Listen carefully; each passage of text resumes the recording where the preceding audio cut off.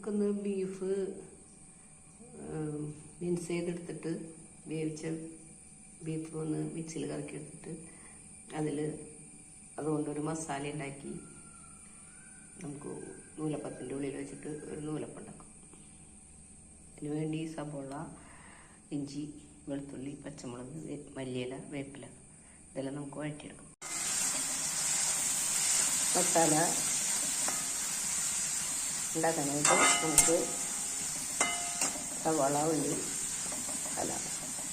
സബോള, വെളുത്തുള്ളി, ഇഞ്ചി, പച്ചമുളക്, വേപ്പില വഴറ്റാൻ നമ്മൾ വേണമെങ്കിൽ ഇതിലേക്ക് മുളക് പൊടി, കുരുമുളക് പൊടി, മസാലപ്പൊടി ഇടാം, മഞ്ഞൾപ്പൊടി. ഇതിലേക്ക് പൊടികളൊക്കെ ഇട്ടുണ്ട് കേട്ടോ. പൊടികളൊക്കെ മൂത്തഴിയുമ്പോൾ നമുക്ക് നമ്മൾ മിക്സ് ചെയ്ത് വെച്ച ബീഫ് ഇടാം. ബീഫ് ഇട്ടിട്ടുണ്ടെങ്കിൽ നന്നായിട്ട് മിക്സ് ചെയ്യാം. നന്നായിട്ട് മിക്സ് ചെയ്തെടുത്തിട്ടുണ്ട് കേട്ടോ. വേണമെന്നുണ്ടെങ്കിൽ നമുക്ക് ഇതിലേക്ക് ഇത്തിരി സോസ് ഒഴിക്കാം കേട്ടോ. നമുക്ക് നൂലപ്പം ഇലയിൽ ഉണ്ടാക്കാം. എന്നിട്ട് അതിൽ കുറച്ച് തേങ്ങ ഇടാം. അതിൻ്റെ മീതെ നമുക്ക് നമ്മൾ ഉണ്ടാക്കി വെച്ച ബീഫിൻ്റെ കൂട്ടിടാം. അപ്പം ബീഫ് ഇട്ടതിന് ശേഷം ഞാൻ ഒന്നുകൂടി ഒരു ചിറ്റും കൂടി നൂലപ്പം ഇതിൽ പിഴിഞ്ഞിട്ടുണ്ട്. വേണമെന്നുണ്ടെങ്കിൽ അതിൻ്റെ മീതെ കുറച്ച് തേങ്ങ കൂടി ഇടാം.